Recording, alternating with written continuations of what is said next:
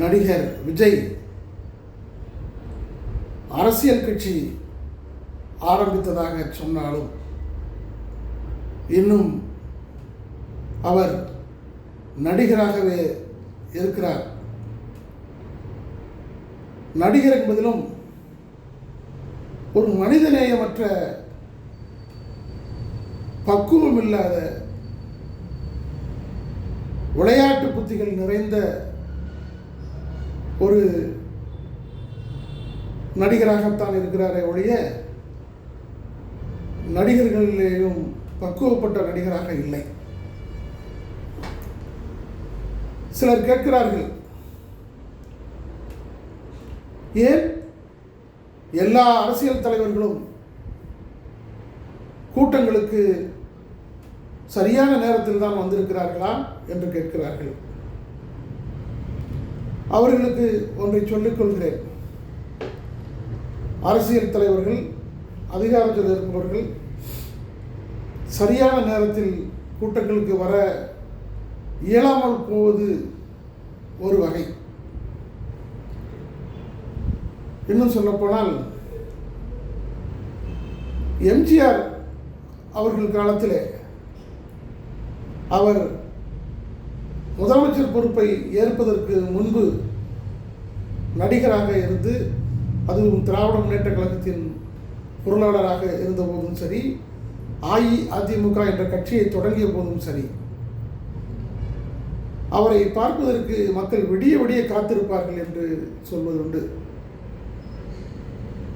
அவர் காலதாமதமாக வரவில்லையா, அவர்களுக்காக மட்டும் விடிய விடிய மக்கள் காத்திருந்தார்களே என்று சிலர் கேட்கலாம். அந்த காலகட்டம் என்பது வேறு. அது மட்டுமல்ல, எம்ஜிஆர் அவர்களுடைய காலகட்டத்தில் அவர் தரைமார்க்கமாக மகிழ்வூந்தில் மட்டும்தான் அவர் பயணித்துக் கொண்டிருந்தார். சாத்தூரில் பேசுகிறார் என்று சொன்னால் மதுரைக்கு 7 மணிக்கு வருவதாக அவர் பேச ஆரம்பிப்பதாக நிகழ்ச்சி ஏற்பாடு செய்யப்பட்டிருக்கும். ஆனால் அவர் வருவதோ இரவு 12 மணி 1 மணி கூட ஆகும். எதனால் அப்படி ஆனது என்று சொன்னால், அவர் குறித்த நேரத்தில் காலையில் 7 மணிக்கு பிரச்சாரம் தொடங்குவது என்று சொன்னால் 6:50க்கே அதை தொடங்கி விடுவார். வீட்டிலிருந்து 11 மணிக்கு கிளம்ப மாட்டார். ஏன் தாமதமாகுது என்று சொன்னால், தரைமார்க்கமாக வருவார். வருகிற வழிநடிகளும் மக்கள் அவரை பார்ப்பதற்கு ஒரு கிராம சந்திப்பிலும் நின்று கொண்டிருப்பார்கள். அவர்கள் மாலை மரியாதையோடு எம்ஜிஆர் அவர்களை பார்ப்பதற்கு காத்திருப்பார்கள். அவர்களுக்கெல்லாம் இறங்கி அவர்களோடு இறங்கி பேசிவிட்டு செல்வது எம்ஜிஆருடைய வழக்கம். அப்படி மக்களை சந்தித்ததால் அவருக்கு கால நேரம் அதிகமாகும். அதனால் அவர் குறித்த நேரத்திற்கு வந்திருக்க முடியாது. ஆனால் நடிகர் விஜய் காலை 8 மணிக்கு நாமக்கல்லிலே பிரச்சாரம் தொடங்க வேண்டும் என்று சொன்னால், அவர் சென்னையிலிருந்து புறப்பட்டதே 8 மணி என்று சொன்னால், இது தவறில்லையா?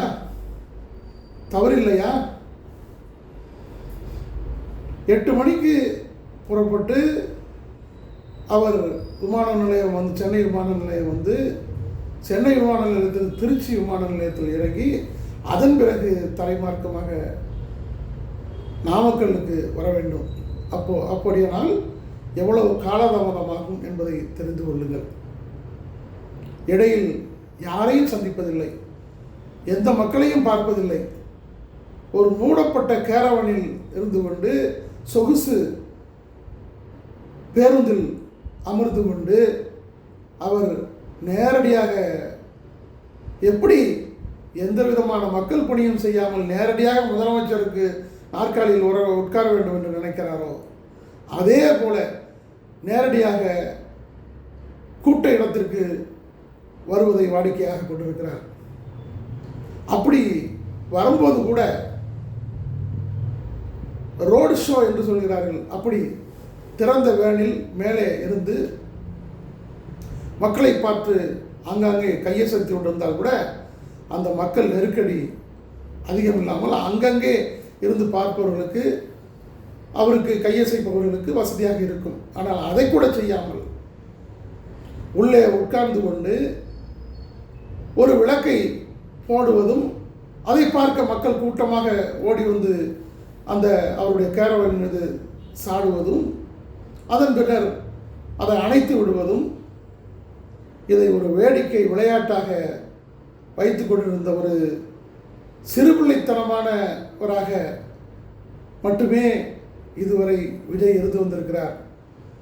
இது ஒரு நல்ல அரசியல் தலைவர் மட்டுமல்ல, ஒரு பண்புள்ள மனிதன், சாதாரண மனிதன் செய்யக்கூடிய காரியம் அல்ல இது. அதை முதலில் புரிந்து கொள்ள வேண்டும். இங்கேதான் அவருக்கு சரியான ஆலோசனை சொல்வதற்கு சரியான ஆட்கள் இல்லை. அவர் வைத்திருக்கிறாரே புஷி ஆனந்த்,